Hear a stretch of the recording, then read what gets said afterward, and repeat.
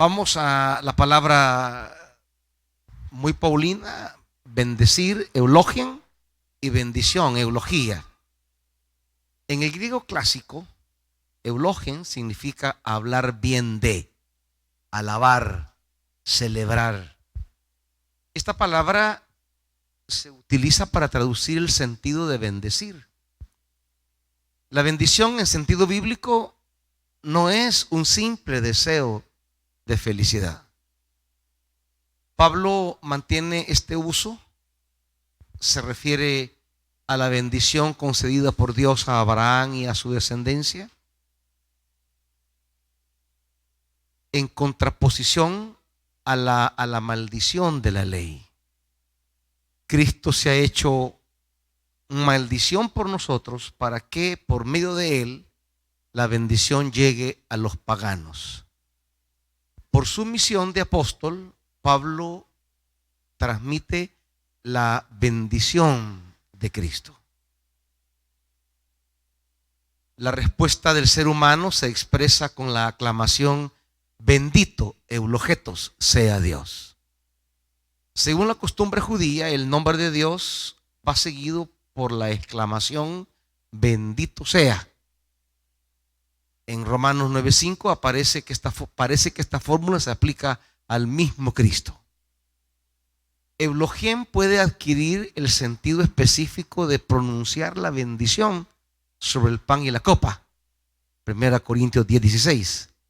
De este modo, compartir la copa es participar en la sangre de Cristo. En este contexto, eulogein se corresponde con el verbo dar gracias, eucharistein, de donde viene la palabra Eucaristía, que usan más los católicos para referirse a la mesa del Señor o a la Santa Cena. Pero Eucaristía sería el término más apropiado desde la terminología bíblica.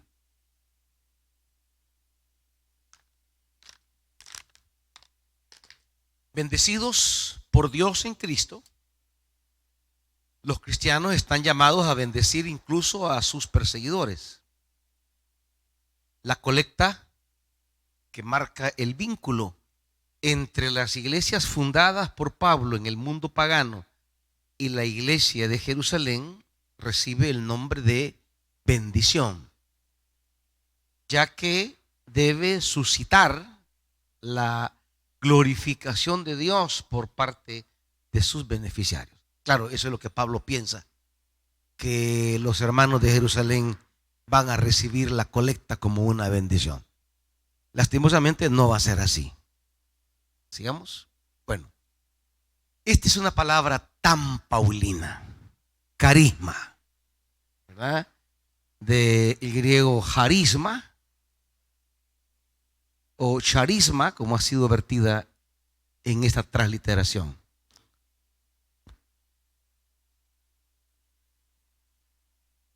Nombres que terminan en ma indica el resultado de la acción. Así que charisma se deriva del verbo griego charizomai, complacer, conceder un favor, de la raíz charis, don, gracioso, favor. De formación tardía, carisma muy raro en los 70, aparece 2 veces en Filón de Alejandría en el sentido de don benéfico de Dios. Se citan estos autores como Filón de Alejandría porque Filón fue un judío muy conocedor de las escrituras que quiso hacer entender las escrituras al mundo pagano, interpretándolas en un sentido alegórico. Contemporáneo de Jesús era Filón de Alejandría. Los ejemplos más elocuentes de la palabra carisma las encontramos en 1 Corintios. Hay todo un bloque de 3 capítulos, 12, 13 y 14, que hablan de los carismatas, o sea, esos dones recibidos. Y en Romanos, donde vemos funcionar la relación charis, que es gracia, y carisma, que es favor recibido. teniendo dones diferentes según la gracia que se nos ha dado. La gracia, charis, es lo que Dios comunica de sí mismo, de su vida y de su acción, y se concentra en diversos charismatas. La gracia es lo que sale de Dios, y charismata es la manera en que se traduce en diferentes capacidades espirituales en la comunidad cristiana, como la profecía, la enseñanza, el servicio, la fe, que son capacidades espirituales que buscan la edificación de la iglesia y son repartidos a toda la comunidad siguiendo la voluntad del Espíritu, como dice Pablo. Entre estos dones, los corintios mostraban su preferencia por los fenómenos propiamente espirituales que les fascinaban, y eran dos: la profecía y el hablar en lenguas. Como que hasta hoy siguen siendo los dones que cautivan el interés de la gente cuando se habla del Espíritu Santo, como que si esos fueran los únicos dones del Espíritu. No, hay muchísimos más, y Pablo va a decir algo mucho más relevante, que otros dones que no suenan tan fantásticos quizás sean más importantes que el don de lenguas, tanto que Pablo prefiere que en la comunidad no hayan lenguas si éstas no serán entendibles. Pablo evita la expresión hechos espirituales, neumática, aunque es el término que usa justamente aquí en Romanos 12:1, cuando dice: no quiero que ignoréis acerca de lo neumático, las cosas del Espíritu, los hechos del Espíritu, ¿verdad? Y en sentido más dinámico, él prefiere utilizar carisma, afirmando con energía que cada uno de los carismas se debe a la actividad de un mismo y único espíritu. Los carismas son clasificados por Pablo en Romanos 12:6 y 1 Corintios 12:28 y se muestran complementarios. Todo cristiano es portador de un carisma y no hay un a priori de superioridad del uno sobre los otros. Los carismas forman un cuerpo como los miembros que tenemos en el cuerpo. Cada uno ejerce una función sin la cual, pues, por muy brillante que sea el cerebro, si ordena caminar y los pies no están capacitados, pues no se camina, ¿verdad?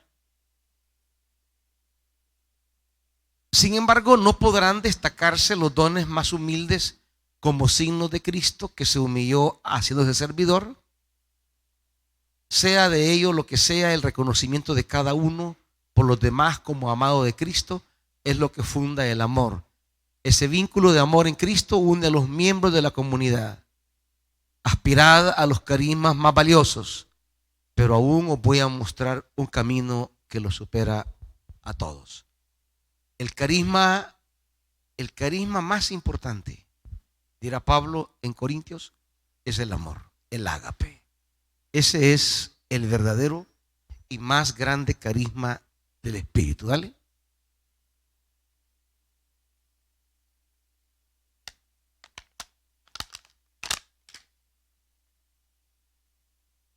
Antes que exista cierta ritualidad para ejercer funciones, primero aparece el carisma y luego la iglesia, a través de la imposición de manos, consagra para ciertas tareas. Pero la labor de la iglesia es secundaria. Secundaria en el sentido que viene después. Primero es el Espíritu quien da los carismas. Y luego la iglesia discierne y reconoce esos carismas, sobre todo aquellos carismas que tienen que ver con el funcionamiento de la comunidad para asumir encargos particulares.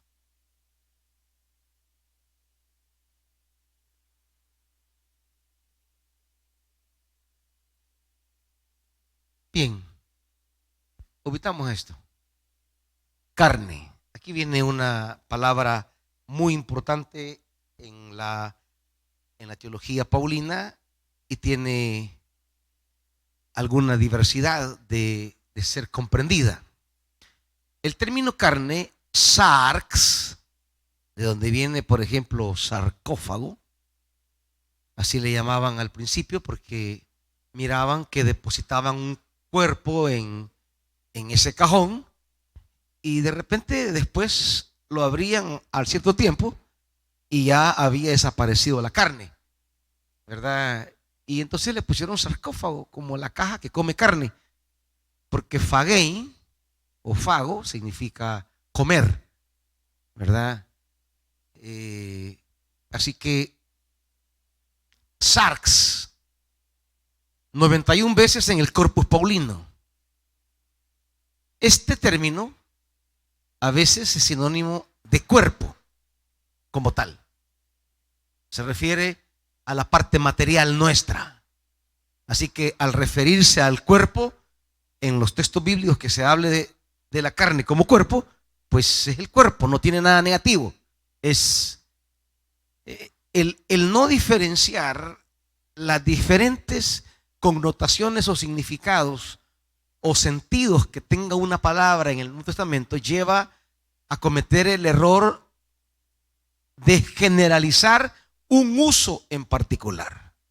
De hecho, hay un uso negativo que ya lo vamos a ver, pero el primer uso es referido al cuerpo, soma en griego. Pablo a veces para hablar de la parte material de nuestro cuerpo usará la palabra carne. También designa por extensión a toda la persona. Es un uso que se le da en la Biblia para hablar de persona como tal. Derramaré mi espíritu sobre toda carne. Pues se refiere a toda persona. No se refiere al cuerpo. Se refiere a persona, a gente. Sobre toda gente, pues. Esta acepción o este sentido es el que se inscribe en la línea de los 70. ¿Qué dijimos que es la 70? ¿Cómo? ¿Ah? El Antiguo Testamento traducido al griego. Ese es el 70.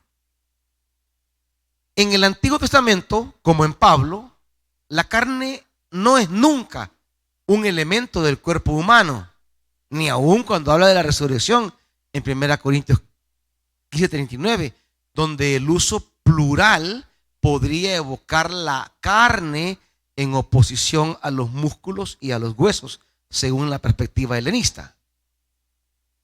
La carne, aquí viene el sentido negativo de la palabra carne, que es el que más se ha generalizado y es el que la gente usa de manera general para hablar de la carne. Pertenece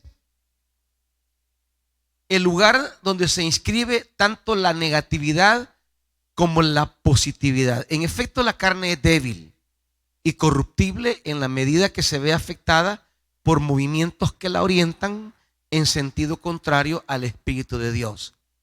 En ella se inscribe el pecado y sus consecuencias. De forma muy concreta y literal, es ella la que lleva la marca de la circuncisión. Pues bien, esta marca, debido a la muerte y resurrección de Cristo, está cargada simbólicamente de negatividad. Remite a la conciencia de un pueblo que procede de un tiempo ya caducado y significa la incapacidad de la ley para dar la salvación. De ahí el gran número de expresiones antitéticas que se oponen la carne y el espíritu. Este uso de carne, que es el que se ha generalizado como que fuera el único sentido de carne en Pablo, es, en síntesis, la condición humana rebelada contra Dios. Es el estado, digamos, es el ser humano en su debilidad, en su tendencia a querer ser sin Dios, construir sin Dios. Carne le llamará Pablo a la pretensión de la persona de querer ser, ascender, ignorando a Dios o vivir de espaldas a Dios. Esa tendencia es la que le llamará Pablo carne. A esa, diríamos, a eso que tenemos como seres humanos que nos lleva como a la autodestrucción, a la búsqueda del caos, esa inclinación que tenemos, ¿verdad? Por eso el contraste con el espíritu, porque el espíritu es orientación al orden, a la belleza, a la construcción, y la carne es la orientación al caos, a la destrucción, al desorden. ¿Comprende? Entonces, al no distinguir estos niveles de sentido, la gente confunde. Por ejemplo, piensa que someter el cuerpo es someter la carne. Y son dos cosas distintas. ¿Me entiende? La palabra, si bien la palabra carne se va a usar a veces para cuerpo, pero ese uso no es negativo. Ese uso es para hablar de mi materialidad, de mi corporalidad, de mi visibilidad, de lo tangible que soy. Pero carne, como tendencia al caos, eso es otra cosa. Es algo inmaterial. Eso es una tendencia. Entonces, ¿qué diríamos? Lo estéril de querer castigar al cuerpo, pensando que así controla la carne, eso es una inutilidad. El cuerpo, en ese sentido, no tiene nada que ver con la carne de forma negativa. Y los hermanitos dicen, va, no, si este cuerpo hay que castigarlo, solo comer quiere, gustitos, no, hay que someterlo, hay que privarlo. No, eso es no entender los diferentes sentidos de la palabra carne en la Biblia. No, si este cuerpo quiere estar dormidito, hay que desvelarlo para justificar la vigilia, ¿va? Y las jornadas de ayuno. No, el cuerpo no tiene nada que ver en ese sentido con la carne como tendencia. La única persona que puede dominar la carne es el Espíritu Santo. Nada más.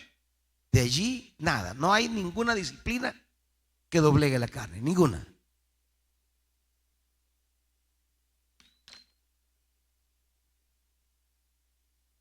Y con eso no quiero decir que ayunar sea malo. No. Pero someter el cuerpo, o como hacían los antiguos, bueno, ni tanto los antiguos, todavía hay gente que lo hace, disciplinar el cuerpo, castigar el cuerpo.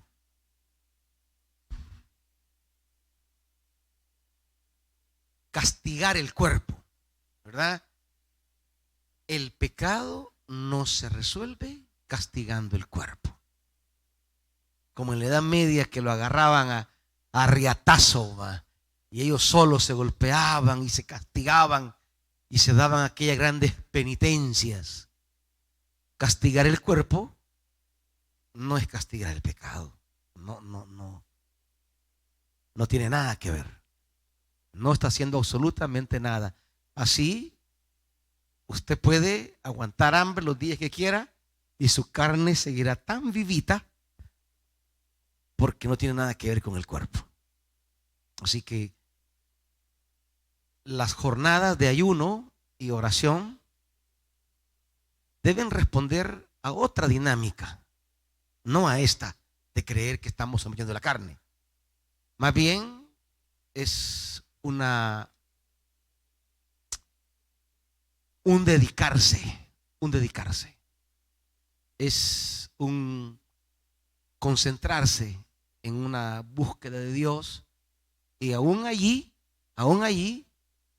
el orgullo no está en aguantar hambre ni en desvelarse, sino en el corazón contrito que busca el Señor de todo corazón.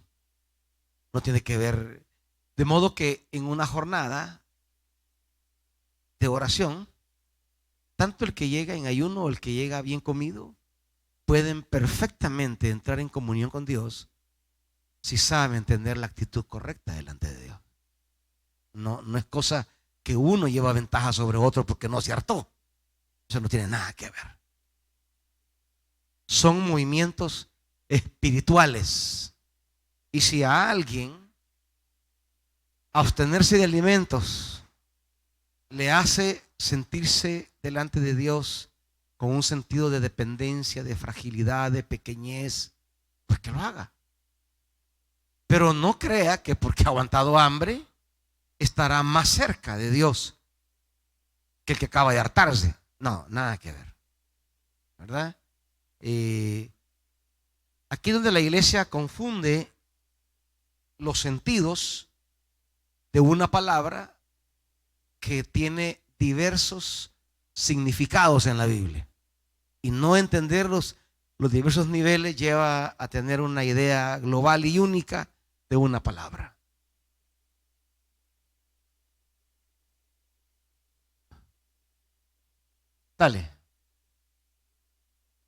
Dale esto.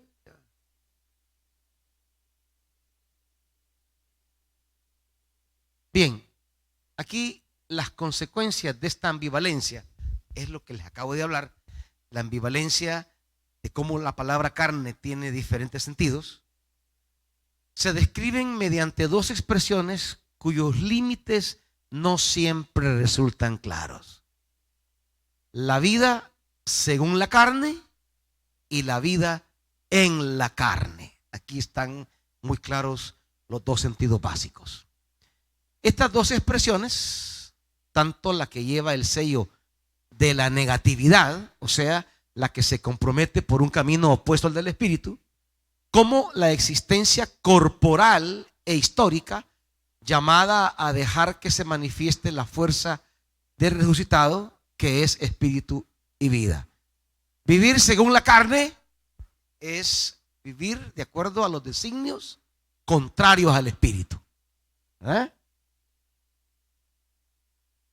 Podemos estar aún en la iglesia, pero si no estamos caminando de acuerdo al soplo del espíritu, pues estamos en la carne, aunque estemos congregándonos, ¿verdad?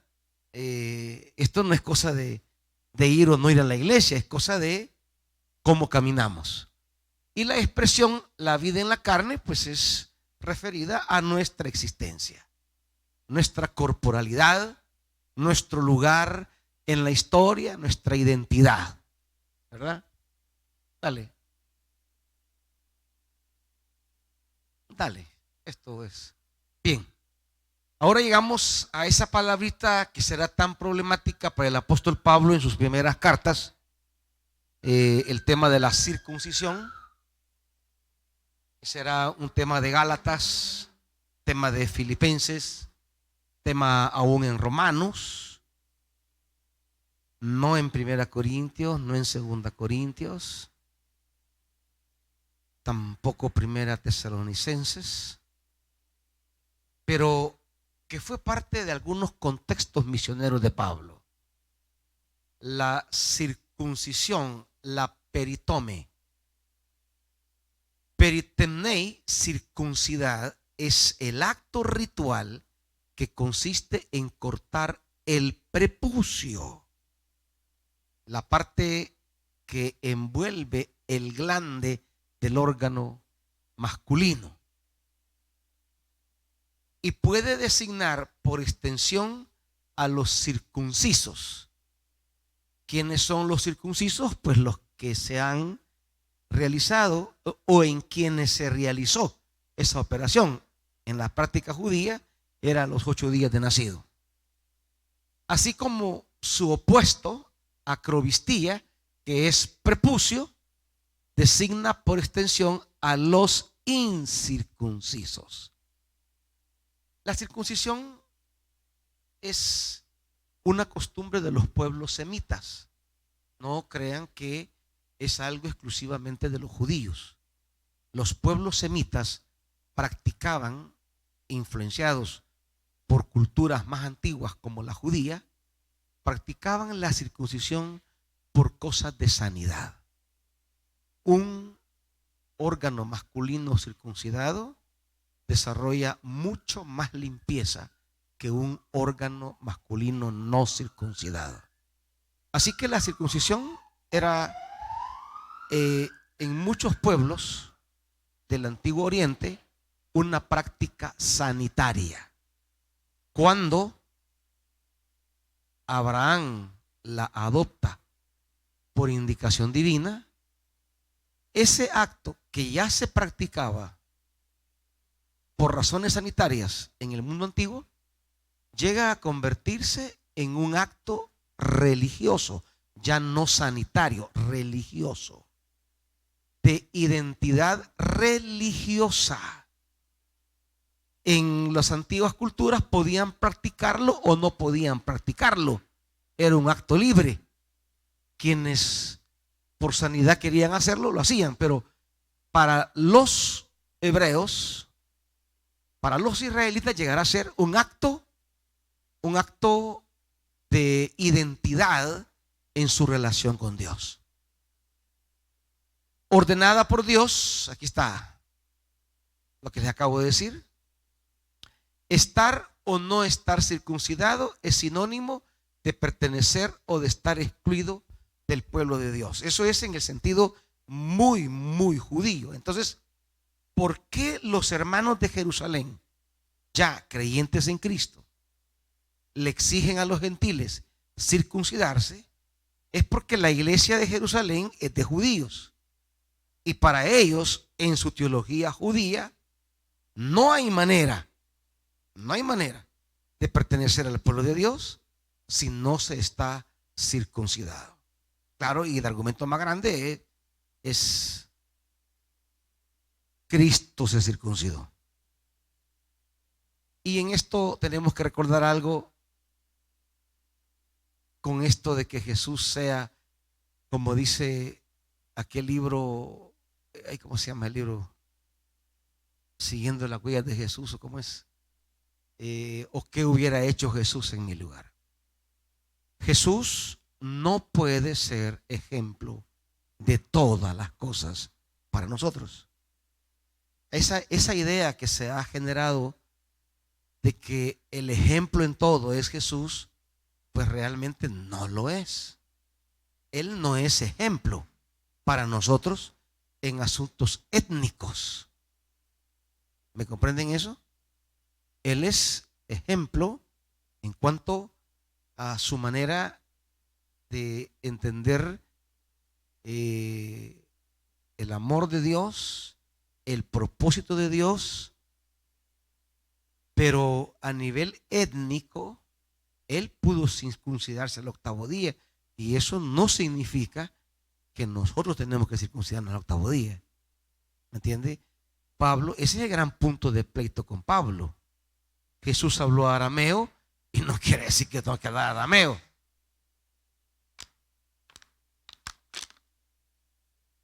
Jesús andaba de túnica y no significa que yo voy a andar de túnica. En términos étnicos, culturales, Jesús no es modelo para nosotros, ni pretende tampoco serlo Él. Así que, en la perspectiva judía, soy del pueblo de Dios por el sello de la circuncisión. Pablo, apóstol de los incircuncisos, rompe, bueno, no es que rompa con el judaísmo en el sentido directo del término, rompe con algunas concepciones que tenía el judaísmo, y esta será una de ellas.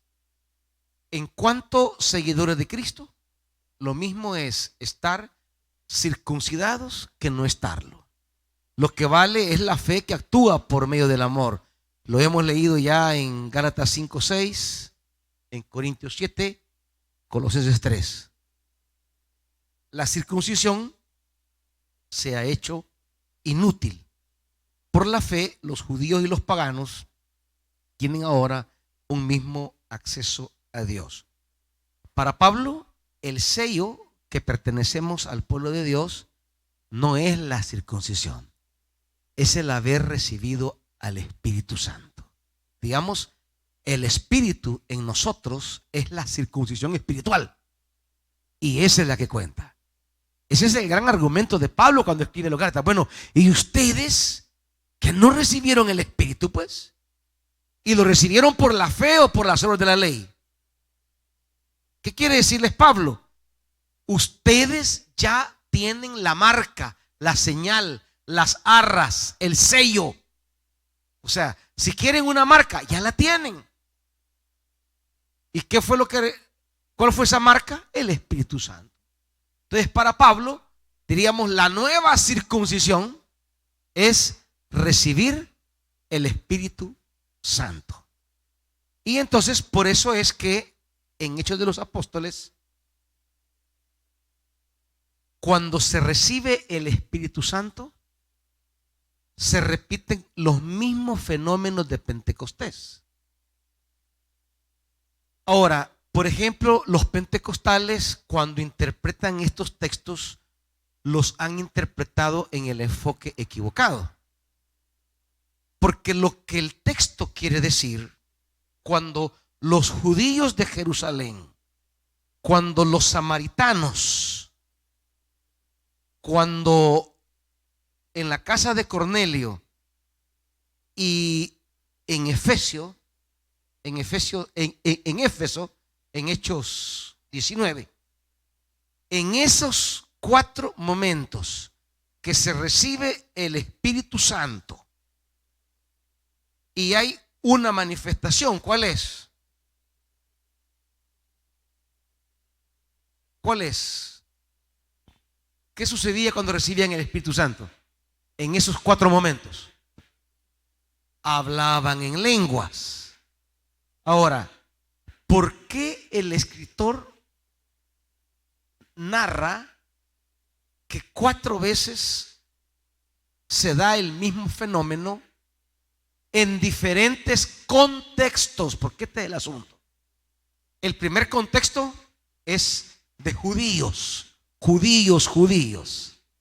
El segundo contexto es de judíos herejes, los samaritanos, porque los samaritanos son judíos también, pero son judíos herejes, traidores diríamos. Entonces, los judíos puros, verdaderos, reciben Espíritu Santo y lenguas. Los samaritanos, esos perros, esos cerdos traidores, reciben Espíritu Santo y lenguas. Los temerosos de Dios que están allí en la casa de Cornelio, que son como simpatizantes, reciben Espíritu Santo y lenguas. Y en Hechos 19, en Éfeso, los gentiles que están ahí reciben Espíritu Santo y lenguas. Ahora, ¿qué quiere decir el autor? El autor no quiere decir, como los hermanos pentecostales lo han entendido, que el hablar en lenguas es el signo de haber recibido el Espíritu. Eso no quiere decir. Lo que quiere decir es que el mismo Espíritu que recibieron los judíos es el mismo que recibieron los samaritanos, es el mismo que recibieron los temerosos de Dios y es el mismo que recibieron los gentiles. O sea, no es que unos recibieron un espíritu mejor o superior y que el otro no lo recibieron. No, no, no, no. Y claro, para remarcar que era el mismo espíritu, se dio el mismo fenómeno, para que no fueran a aducir que solo los de Jerusalén era el verdadero porque ellos hablaron en lenguas. No, hablarán en lenguas todos, no porque hablar en lenguas sea el signo inequívoco, insustituible, verdadero, el único de haber recibido el Espíritu. No, no, no, no, no. Las lenguas aparecerán como un don y un don no lo reciben todos. Ese es un mensaje del autor de Lucas, de Hechos de los Apóstoles, para decirnos que todos quienes hayan sido judíos, samaritanos, temerosos o gentiles, todos recibieron el mismo espíritu, evidenciado en el mismo fenómeno, para que nadie fuera a decir que aquellos no recibieron el mismo espíritu.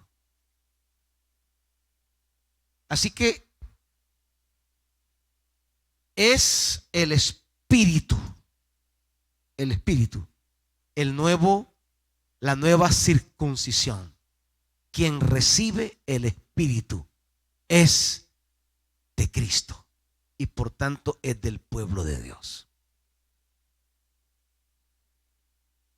La verdadera circuncisión ahora consiste en poner toda la confianza en Cristo.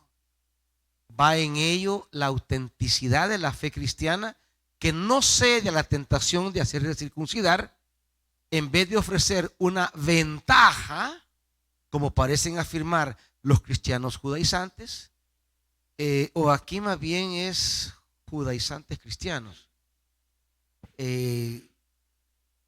porque primero fueron judíos y después se hicieron cristianos, que actúan en ciertas comunidades paulinas. La circuncisión equivale a volver a la esclavitud de la ley.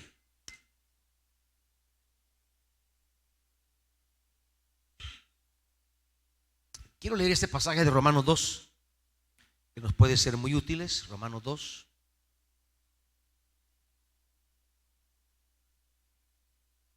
Romanos 2, 25.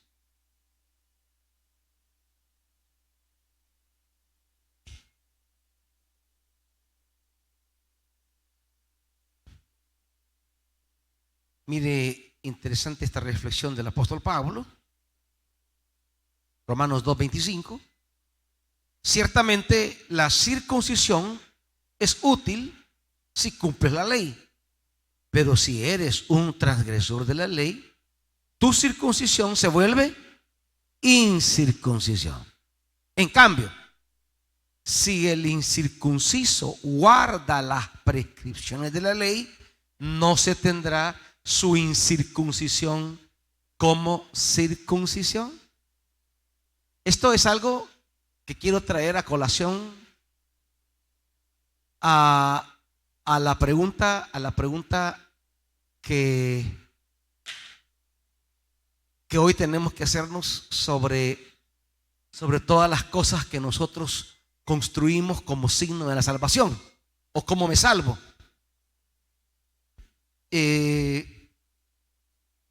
Usando esa reflexión paulina,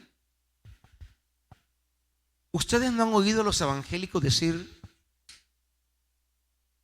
¿de qué le sirve a esa persona haber hecho tantas buenas obras, haber sido bien justo, haber sido buena gente, haber obrado con bien, si nunca aceptó a Cristo?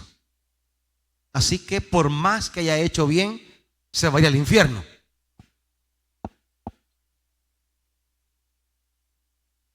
estamos elevando esa frase de aceptar a Cristo a la categoría de la circuncisión que significaba para los judíos. Entonces, siguiendo a Pablo, diríamos: aceptar a Cristo puede ser útil, pero si no vives como Cristo, entonces el aceptar a Cristo no vale de nada. Y siguiendo la lógica de Pablo, si aquel que vive como Cristo, aunque no acepte a Cristo, pues a él se le toma como que aceptó a Cristo aunque nunca lo aceptó. Digo esto para que los evangélicos dejemos de estar reduciendo la salvación a ciertos gestos, a ciertas costumbres. Si no hizo la oración del pecador, si no aceptó a Cristo, si no levantó la mano, nosotros siempre somos propensos a andar construyendo nuestros propios mecanismos, ¿verdad? Como la iglesia de Jerusalén con la circuncisión. Pues si la gente que recibe a Cristo no vive como Cristo, pues recibir a Cristo no le sirve de nada, porque ese es un gesto ritual que, si no tiene consecuencias de vida, es inútil. No salva a nadie. Levantar la mano no salva a nadie. Que se lo lleven en un registro ahí no salva a nadie, ¿verdad? Sigamos. En cambio, 27. De este modo, si un hombre que no está físicamente circuncidado cumple la ley, te juzgará a ti, que a pesar de contar con la letra de la ley y estar circuncidado, eres transgresor de la ley. Pues ser judío no depende de la apariencia exterior, ni es circuncisión la externa, la de la carne. El verdadero judío lo es en el interior, y la verdadera circuncisión es la del corazón, la que depende del espíritu, no de la letra. Una persona así recibe los parabienes de Dios, no de los humanos. Creo que esa frase de Pablo es lapidante en cuanto a definirla. Hermano Luna.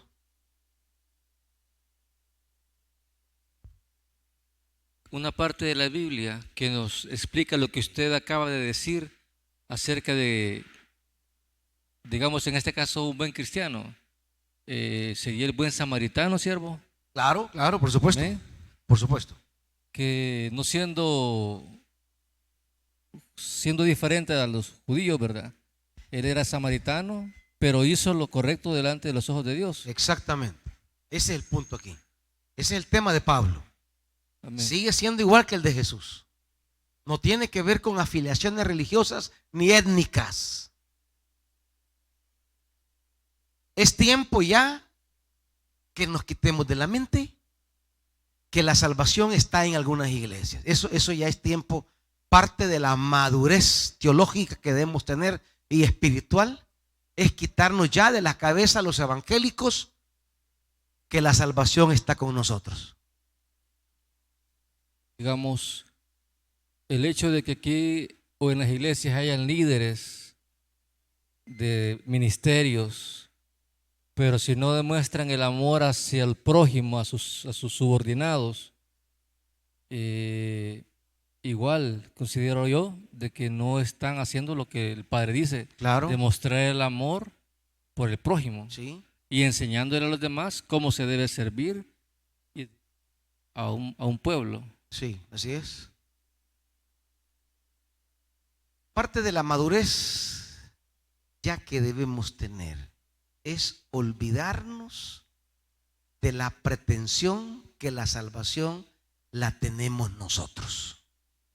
Ese sueño católico romano se nos ha pegado también a nosotros y creemos que solo el evangélico es salvo. La salvación ya no es confesional.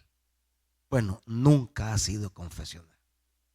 Son las iglesias quienes crean la ilusión, la utopía, no utopía, el espejismo de creerse que son ellas quienes tienen la salvación. Esa es una pretensión religiosa que siempre ha agobiado a las religiones.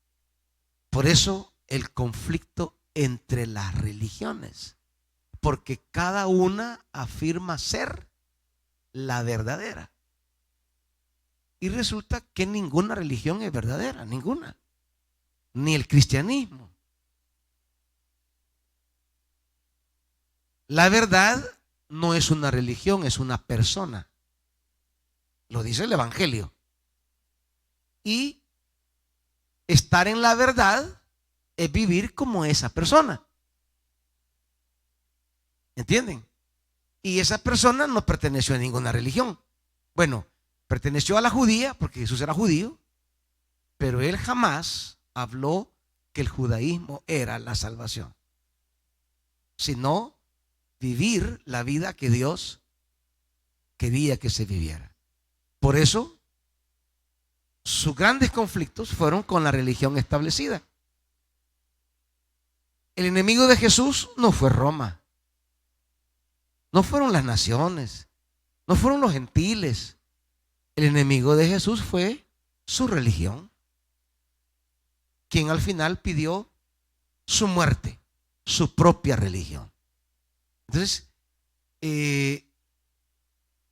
por eso una de las cosas que nos cuesta a nosotros sacarnos de la mente es que nos han metido tanto que Cristo y cristianismo es la misma cosa. No, hermanitos, el cristianismo es una religión que ha venido construyendo sus doctrinas, liturgias, dogmas a lo largo de 2000 años. Y muchas de las cosas que el cristianismo hoy cree, Jesús no tenía ni idea de eso. Todo eso de la unión hipostática de Calcedonia, Jesús no tenía nada idea de eso. O el tema de las discusiones de la Trinidad, Jesús no creía en una Trinidad, ni siquiera la mencionó. Esos son dogmas que se vinieron desarrollando. Bueno, ni siquiera aparece en la Biblia la palabra Trinidad. Entonces, no podemos decir que Cristo y cristianismo es igual. No, el cristianismo es construcción histórica de la iglesia. Cristo es otra cosa. Es una manera de relacionarse con Dios. Es una manera de entender a Dios y de vivir en la tierra, no en el templo, en la tierra, una relación con los seres humanos. Esa es la vida de Jesús. Por eso la parábola del samaritano. Ese es el tema ahí. La institución representada en el sacerdote y el levita y la vida normal de alguien que pasa y no puede pasar indiferente ante el hombre necesitado. Y la pregunta de Jesús es, ¿quién de los dos crees que esté en la vida eterna? Pues el samaritano. Pero es samaritano, sí, pero no importa. Lo que Pablo dice aquí, su incircuncisión es tomada por circuncisión por cuanto obró en el espíritu que la ley quiere que obremos. Igual ahora, esto no es cosa de ser evangélico, católico, pentecostal, centroamericano, bautista, reformado, no tiene nada que ver con el tema de la salvación. La salvación no se da en alinearme a un dogma, sino a una determinada manera de vivir. ¿Cuál? La de Jesús el Cristo. Eso. Hermano Julio.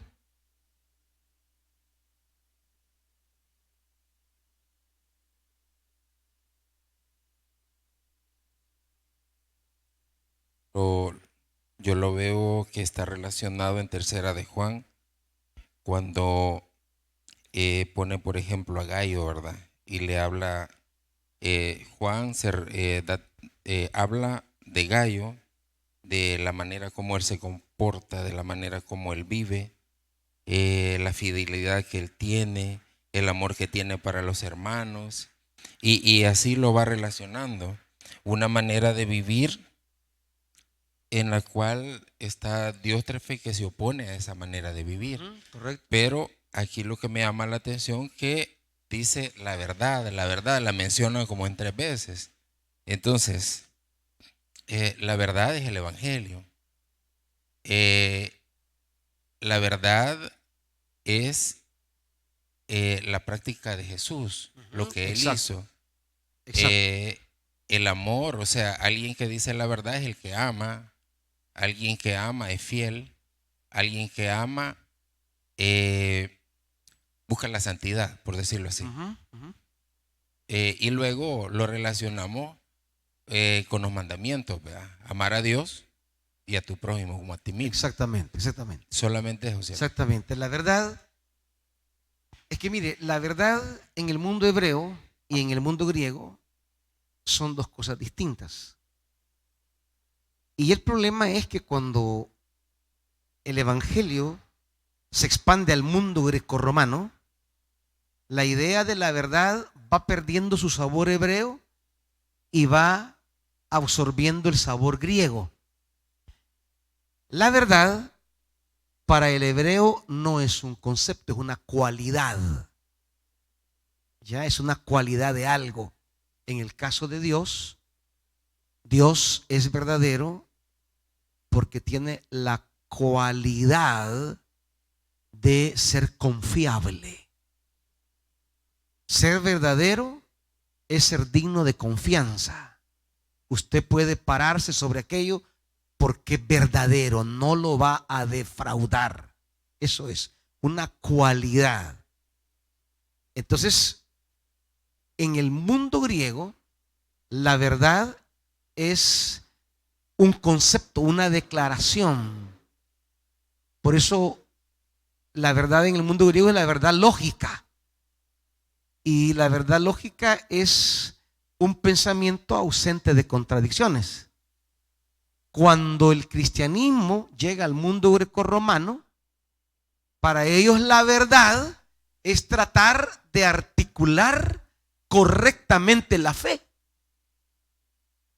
que no tenga contradicciones, las afirmaciones teóricas.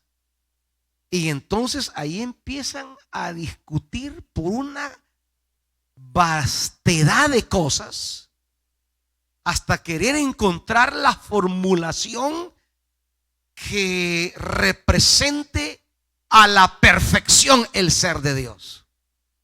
Y esto será imposible cuando el ser de Dios va a ser representado en un concepto. ¿Qué Dios es ese? ¿Qué Dios es ese que se puede reducir a un concepto, a unas palabras?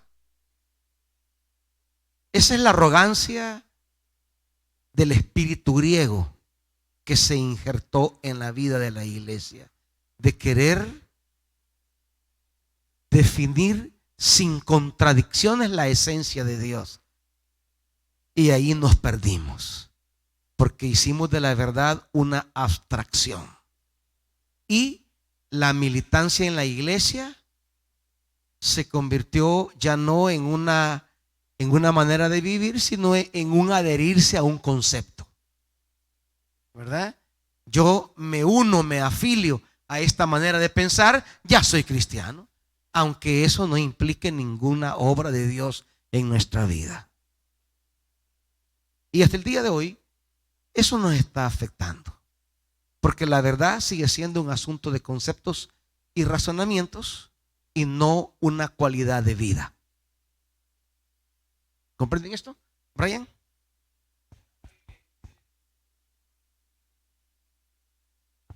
Fue para como intentar convencer a otros de la religión cristiana, como se intenta hacer ahora, que se quiere luchar que Dios es de verdad, que sí existe, que se puede como convencer a alguien racionalmente. Sí, muchos fueron los apologistas, Justino Mártir, Orígenes, que trataron de presentar al mundo griego un Dios razonable, un Dios inteligible, un Dios que no parece una locura creer en Él, sino que se puede racionalmente seguir siendo un buen griego, un griego digno, un griego sabio y a la vez cristiano.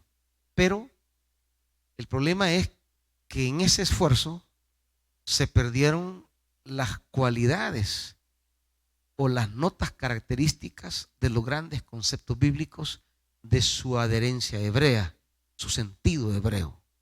Y entonces ya ser cristiano ya no era una cosa de carácter, sino una cosa de militancia intelectual.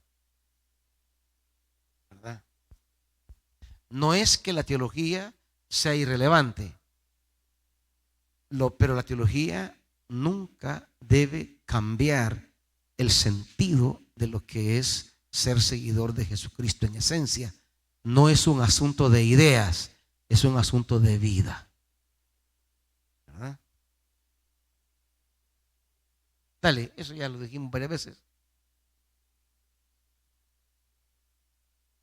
Bien, una palabra que se ha romantizado mucho hoy día es la palabra comunión, la palabra koinonía, ¿verdad? La hemos reducido a aquella idea como de estar ahí juntitos, bonitos, ¿verdad? Estar juntos, pero no es ese el sentido esencial de la palabra. Koinonein, el nombre de acción koinonía y el adjetivo koinonos, formado a partir del adjetivo koinos, común.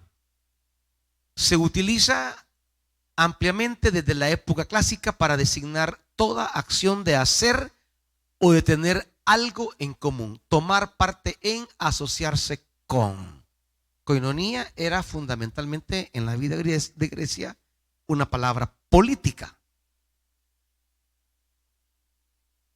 El koinonos era el opuesto al idiotes.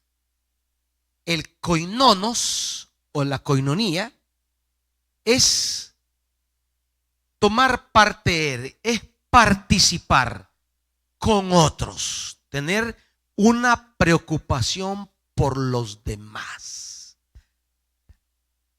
Interesarse en la política era ser un koinonos, porque era interesarse en lo que nos conviene a todos en común.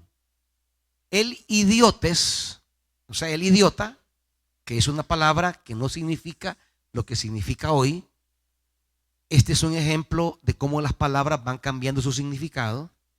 El idiotes o el idiota en la antigua Grecia originalmente era aquel que se concentra únicamente en sus cosas y no le importan los demás, ¿verdad? Viene de idio, de uno mismo.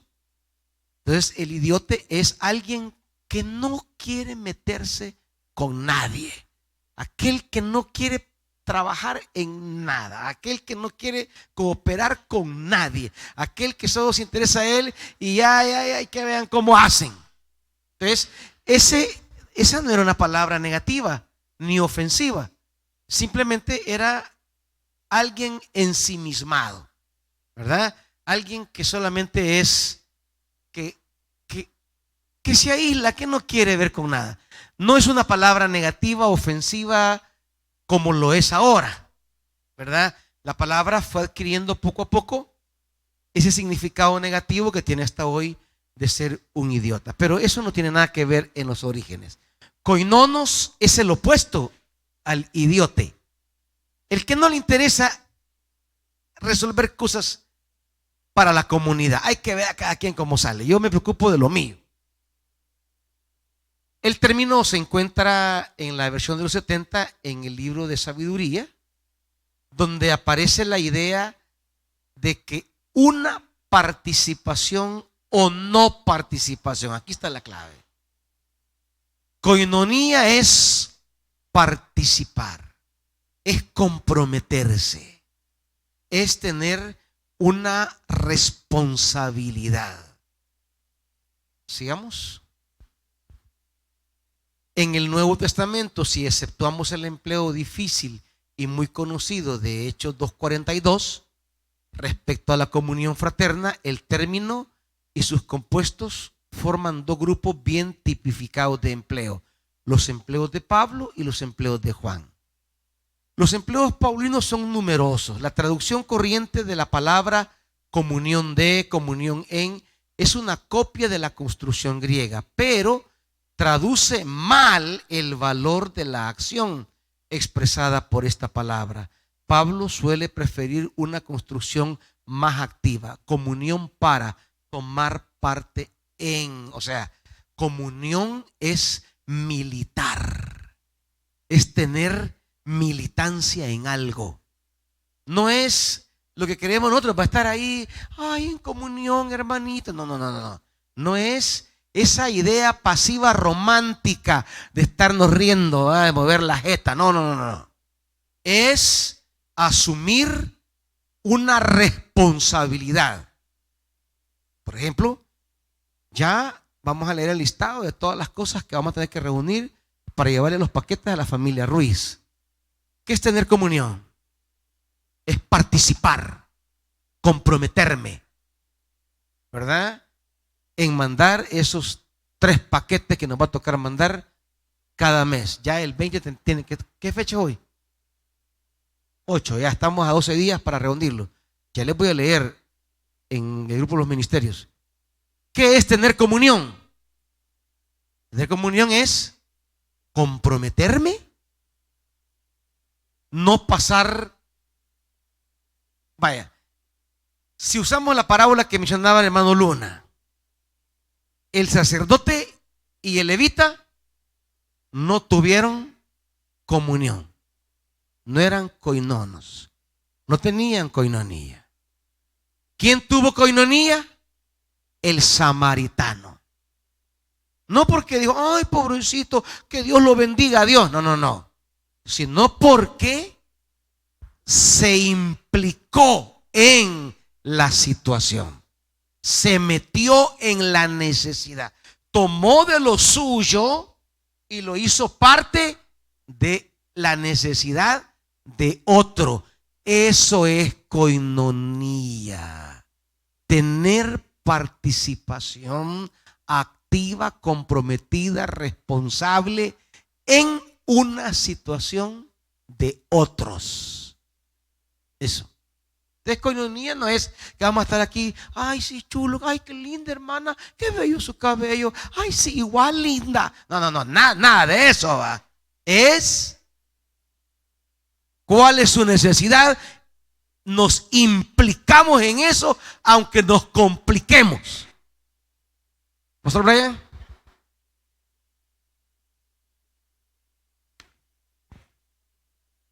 Pero tener comunión, tener coinonía. ¿Cómo dijiste? Puede haber alguien que tal vez no sea capaz o no pueda llevarse bien con los demás. Claro. Así, en términos románticos, pero si participa. Pero se compromete. Ajá. Claro. Y hay quien puede andarle, hermanita, el mingo, medio mundo, y a la hora de comprometerse no hace nada. Ese no tiene coinonía, ¿verdad? Y puede haber otro que quizás no es tan sociable, pero cuando está la necesidad, aquí estoy. Aunque no le ría a nadie, ¿verdad? Puede tener coinonía, porque es la manera en que yo me implico en la necesidad de otro. Bien, dale. En cuanto a esto, esta es la idea básica. Por eso él va a hablar una carta muy bonita, es la de los Filipenses. Yo escribí un artículo, lo compartí un día en el diplomado, ahí léanlo para que vean cómo coinonía es una palabra de compromiso, ¿verdad? De cómo ellos hacen coinonía con Pablo preocupándose por sus necesidades, ¿verdad? Entonces no es simplemente decirle a Pablo, hola Pablito, te queremos. No, no. Pablo, ¿qué necesita? Y la iglesia de Filipenses le mandaba una y otra vez, dice. Es decir, Pablo dice, ustedes tienen coinonía conmigo. Dale, es básicamente lo mismo, no vamos a... Dale, bien. Vamos a dejar esta palabra para el siguiente martes, porque es una palabra algo complicada, la palabra conocer, que en su sentido griego simplemente es como un movimiento del intelecto, pero en el sentido hebreo, conocer es también implicar la vida, ¿verdad? Por eso conoció a Adán, a su mujer. Conocer es el encuentro, el contacto, la integración, la experiencia con algo, no meramente algo intelectual, sino algo de vida. Vamos a ir hasta aquí, hermanitos. Tengamos coinonía, hermanitos. Que la vida nuestra, la vida del Evangelio, no sean discusiones inútiles por tecnicismos y conceptos abstractos, sino de cómo hacer la vida más parecida a la vida que Dios quiere que tengamos. Cómo salvar el mundo, cómo redimirlo de la maldad para que refleje la gloria de Dios. Esa gloria que nos fue dada en Jesús. Que allí se dé la verdad y la comunión. Recibe lo que su pueblo presenta en el nombre de Jesús. Amén.